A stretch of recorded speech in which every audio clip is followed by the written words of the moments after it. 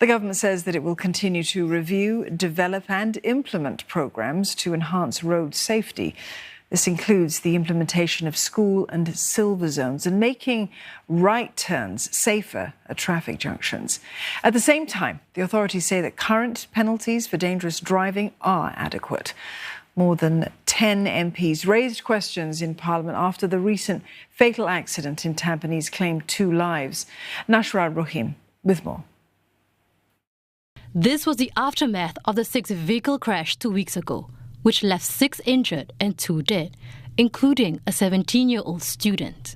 In Parliament, MPs offered their condolences to the families and friends of the victims. The Transport Ministry says it will continue to roll out measures to keep roads safe. For example, with the implementation of silver zones, accidents there are down by 80%.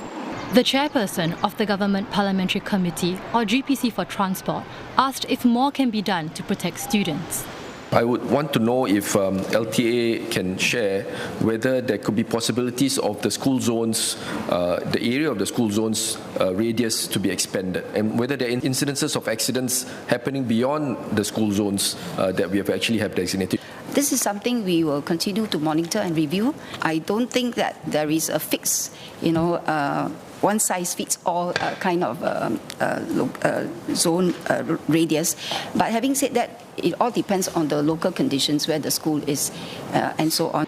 Several MPs also asked if penalties for dangerous driving should be raised.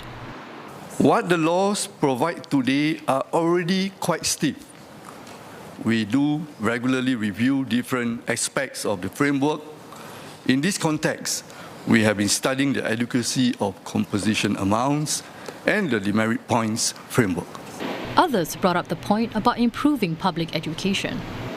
I wonder whether he will agree with me that the public education efforts that government is undertaking could also focus a bit more on the culture, some aspects of driving culture which I detect has a certain permissive attitude towards speed. It's not about cameras and about traffic police being everywhere, but it's really about a broad-based safety culture that we all want to have. We need to develop holistically as a society.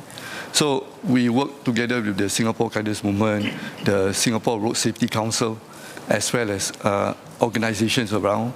So at the end of the day, we need to internalize this whole element within each of us that there are people around us who also are using the road.